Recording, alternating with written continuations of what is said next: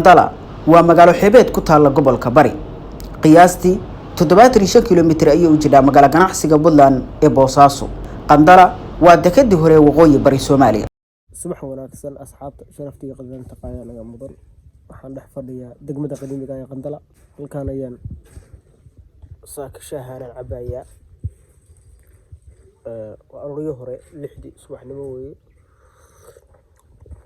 markii la soo kalo aroorti shaah iyo roodi iyo kalluun waxaad helayso waa lagu dhuftaa waa meelaha kale waxay kaga gaartaa waa kalluunka waad helaysid waqti kasta marka waa nimco Ilaahay wax kasta usaga lagu soo daraya hilibna ku ah sagaad la cunaysa kana daalimaysid nicina maysid si fiican baa loo sameeyaa magaalada inta arooriyada abaan sii maraya suuqa la socdo asxaabi mawduuceena maantay waxaan ku eegi doonaa xarunta dahabka kaydka biyaha magaalada iyo dhismihii ugu horeeyay ee degmada qadiimiga ah ee Qandala qayb kamid ah xarunta fooxa waxbarashada iyo kaabayaasha dhaqaalaha ee kale ee asaasiga سقطك شيخي أركميو أباديرو سورا شقاؤه سقطك شيخي أركميو أباديرو سورا شقاؤه guriga koowaad ee degmada qadiimiga ee Qandala ayaan taagnahay qiyaasaan 300 sano meelahaas baa leeyahay buu dhisan yahay hadda baa laga kacay sariirtii baa hadda taala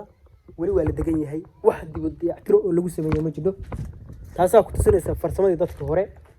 ee gudoomiye waa ka halkaas taagan yahay albaabka wuxuu ka mid yahay albaabada laga gali jiray oogada sare waxa muddo inuu dabaq ka ahaan jiray laakiin uu burburay laakiin sida kale waa u diyaarsan yahay waa ka daaqadihiisi soo raaca waxaan dhigeyn doonaa albaabka kale ee laga galo gurigan qadiimiga ah waa albaabkan halkaas laga galaa marka 1 iyo 2 iyo 3 albaab halka iga muuqda hadda inkastoo aan galeyn laakiin saas u diyaarsan yahay 300 sano iyo ka badan buu gurigan dhisan yahay نفتغرد كالرعدد وحيامني قوتري صورك جريدي بدودوني مايا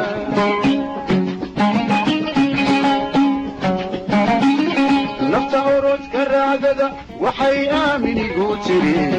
صورك جريدي بدودوني مايا gurigan iga dambeeya wuxuu ka mid yahay guriga qaniibiga ah isaguna degmada Qandala ku yaala oo u jeeda dabaqaas waxa iska leh Suldaan Yuusuf oo degmada qadiimiga ee Qandala caan ka ahaan jiray suu dhisay oo u jeeda daqadi waa burbureen laakiin waa guri dabaq oo isdul saaran isaguna wuxuu ka mid yahay farsamooyinka hore ee dadku ay dhisan jireen waxa la sooran karaaniyo dadkii hore iyo shaqadii hore ee shaqooyinka maanta jira wax ku quality fiican yihiin sababtoo gurigaas oo laba qarni iyo in ka badan buu dhisan yahay wax dayactirna aan lagu sameyn welina la seexanayo qaarkood la degan yahay ba maanta sida u muuqda gurigaan saaxiibkay Yuusuf Suldaan Yuusuf Cabdi iyo iska leh iyaguna dayactir buu baahan yahay farsamadii hore wali waa uu taagan yahay wax yaro shaqaabay u baahan yihiin marka waxaan leenahay guriyihii ha lagu soo noqdo hala dayactirto magaaladu gacankeeda ku soo noqonaysaa maanta waxaan taaganahay guriga ugu horeeyay Xaaji Maxamed Heeraab inaanu dadka tusno intaan aqoon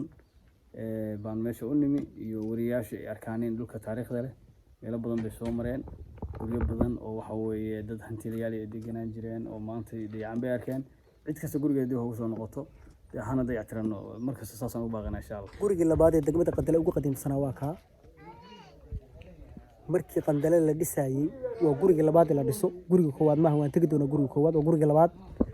waa ka dhismihiisa ka dareemaysa albaabkaas laga gali jiray halka ka muuqda waa ka albaabkaas laga gali jiray saas u dhisan yahay isagoo dhan dhoobo ka samaysan yahay iyo dhagax iyo looxan la isku dhijiyay marka waa kii labaad ee dumay gudoomiye guriga labaad ee Qandala ugu horeeyay caana lagu dhisi jiray madbaan qarni intaas qarni u jira marka caana lagu dhisay maxay yihiin saasaan maqleen caana waxa la isugu diray waxa la isugu diray san u joogno waxa laga dhisay waa dhoobo iyo dhagax la isugu geeyay iyo looxiyo qoryo lagu dhisay waa adeeg inta soo qadimka ma la roobka soo gudaa soo saas uu noqonaya dalkaygi dadkii diintay fogaani dunyada nool fooxi ayaa dul taagnahay beeyadii waa taas saas u diyaarsan tahay waxyaalaha caan ku tahay degmada Qandala oo qadiimiga ah taas ugu horeysa marka nimcadaas taalo iyadoo doonyada ku jiro oo diyaarsan oo rabo in la qaado oo maartay la soocana waa taankaasi taala keydad waaweyn bay leedahay oo maartay lagu xirayo laakiin waa meel kamid ah oo maartay ay intaan maartay lagu soo koobay marka waa waxyaabaha resource-ka ee degmadan ay leedahay oo dadku boqolkiiba 90 ay ka shaqeystaan waa beeyadan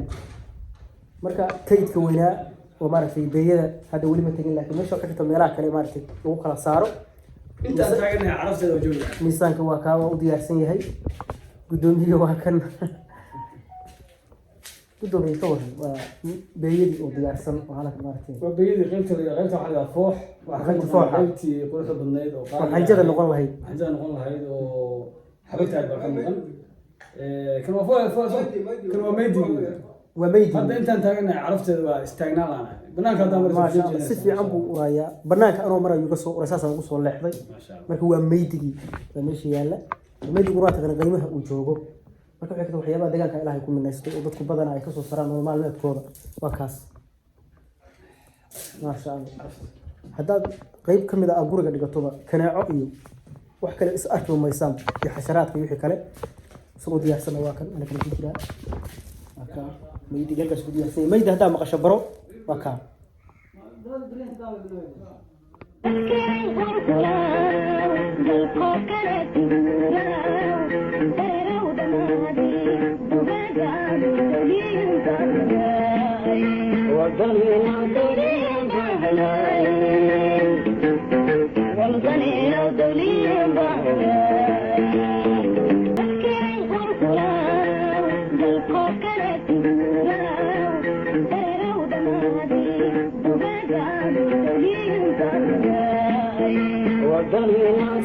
degmada Qandala ayaan dhex joogaa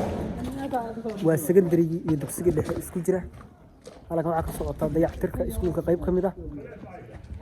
dayrka ayaan dhex taagnahay ardayda waxa u soo gabagabay imtixaankii marka sidaa darteed dayactir baa lagu wadaa gudoomiyihii baa taagan soo booqday shaqada ka socota iyo maamulihii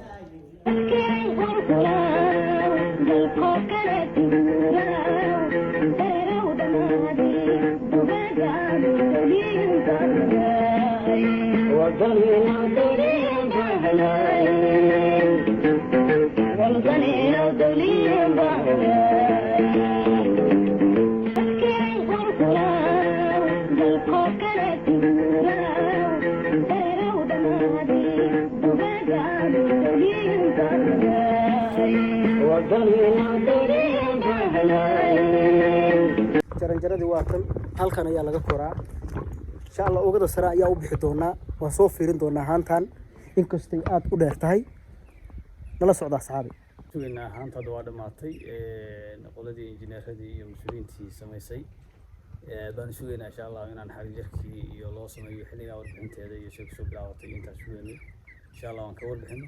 maanta meelaha wax ka soo hormaro ka socdaan inaan soo tuso bay ahayd marka insha Allah wareysigeeda iyo xariirkeeda halkaas aan dhigaynaa inaan sawirada ka qaadano inay dhamaatay gabagaba tahayna inaan la wadaagno baarno insha Allah waa faraxsanahay inay noo dhamaado biyo keeda aan leenahay hadii xumaadaan tubooyinkan meel ay dadka saaciidi karaan marka ilaa 600 oo fuusto 500 oo fuusto qiyaas ahaan beeqaadi ka dhac ما شاء الله كنا 200 iyo 50 buu qaadaa tan 500 كنا 250 buu qaadaa marka waa xaslaan hadii biyo inta la farsameeynayo biliyo labo ama cilad ay jirto waa lagu soo karaa dadku kaydka ha isticmaalaan inay shacab ha dalkaygi dadkii diintay fogaani dunyada nabadgelyin baa hunaa wadaniya daliin baa hunaa wadaniya daliin baa hunaa